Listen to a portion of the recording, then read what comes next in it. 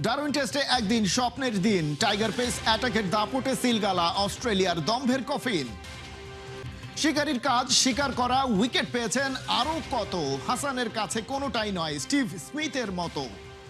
কপাল বলে একেই ডিআরএসি ছিল ভুল, স্মিথ তো বেঁচে গেলেন, তার দল পাচ্ছে না কুল।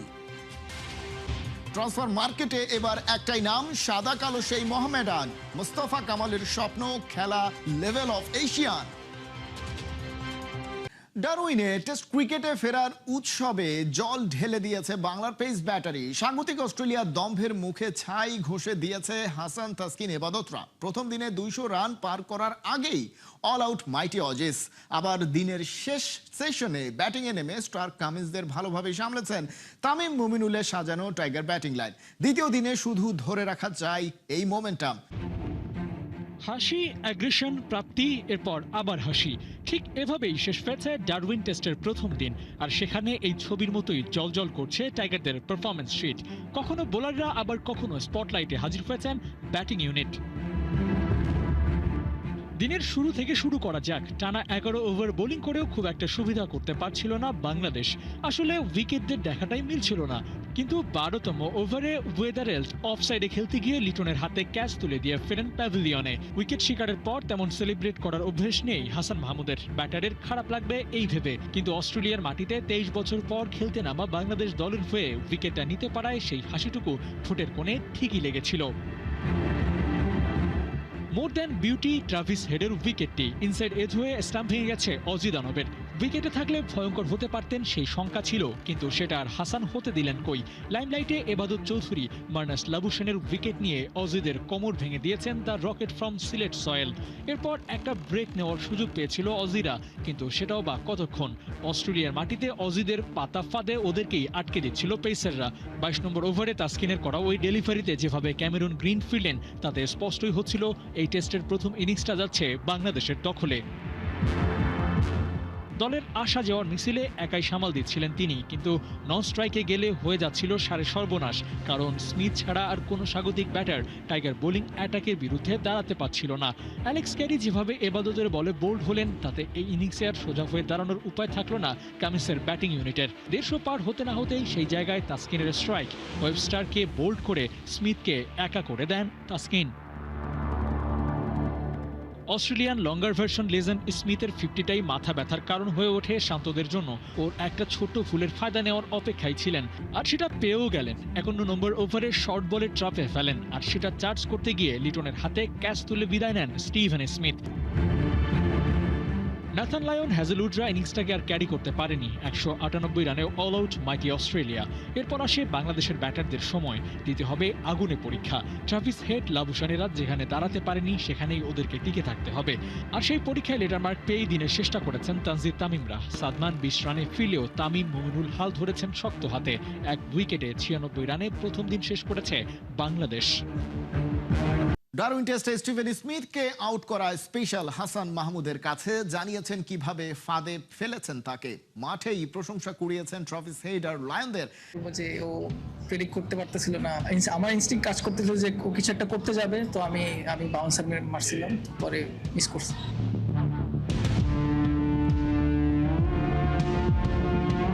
ডারউইনে 23 বছর পর সাদা পোশাকে খেলতে নেমে রীতিমতো প্রথম দিনটাতেই রঙিন পারফরম্যান্স টাইগারদের।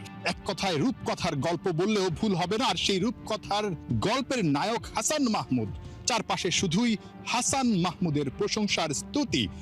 এই ম্যাচটাতে 6টা উইকেট নিয়েছেন।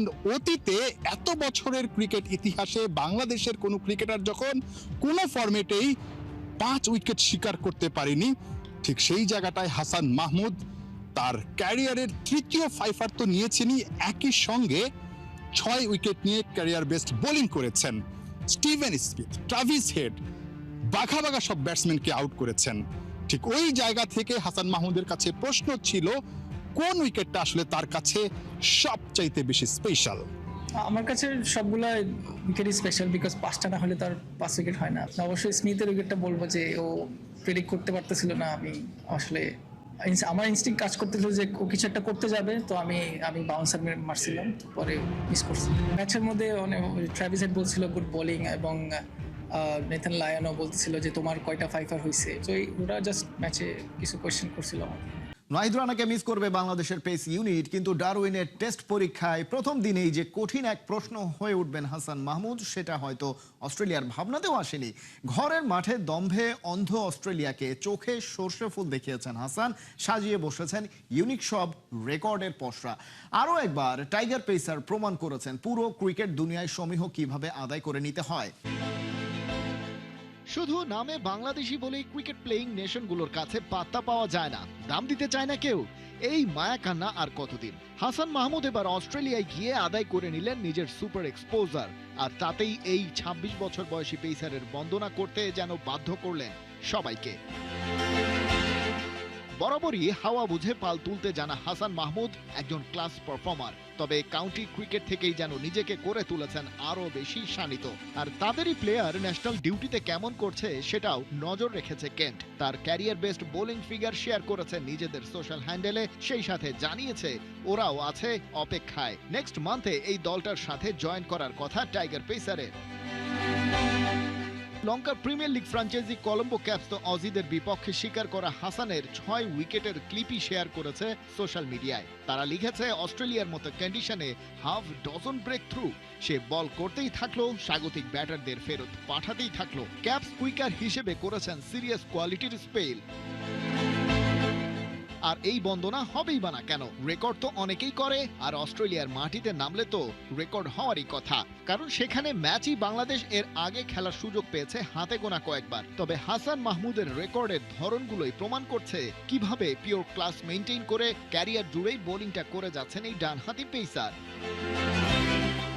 প্রথমত, টাইগার পেসার হিসেবে ফাইফারে হাসানের ধারে কাছে নেই কেউ। বাংলাদেশি বোলারদের মধ্যে তার উপরে আছেন শুধু সাকিব আল হাসান আর তাইজুল ইসলাম। টপ পজিশন ছুতে এখনো অবশ্য ৩ বার ফাইফার জিততে হবে তাকে। হাসান তার প্রতিটা ফাইফার পেয়েছেন দেশের বাইরে। ২০২৪-এর রাওয়ালপিন্ডিতে পাকিস্তানের বিপক্ষে তুলেছিলেন প্রথমটা, একই বছর চেন্নাইতে ভারতের বিপক্ষে, আর এবারে ডারউইনে স্বাগতিক অস্ট্রেলিয়ার প্রতিপক্ষ হিসেবে ফাইফার জিতে হাসান মাহমুদ হয়ে উঠেছেন ইউনিক। ডারউইনে এটাই তার ক্যারিয়ার সেরা পারফরমেন্স। অস্ট্রেলিয়ায় যে কোনো ফরম্যাটে টাইগার বোলার হিসেবে এটা প্রথম ফাইফার। টাইগার পেসার হিসেবে সর্বোচ্চ ফাইফারের রেকর্ড তো আছেই। ডারউইনের এই মাঠে দ্বিতীয় সেরা বোলিং ফিগার এখন হাসান মাহমুদের দখলে, আর বাংলাদেশিদের মধ্যে টেস্ট ক্রিকেটে তৃতীয় সেরা বোলিং ফিগারের কীর্তিও গড়লেন। তবে তারুণ্য যার প্রতিটি শিরায়, এখানেই তার থামার সময় কই। পেছন ফিরে তাকানোরও উপায় নাই, কারণ ইতিহাস থেমে থাকে না, লেখা হতে থাকে মহাকালের স্রোতের সাথে পাল্লা দিয়ে। অস্ট্রেলিয়াকে প্রথম টেস্টে প্রথম দিনেই ১৯৮ রানে অল আউট করল টাইগার পেসাররা।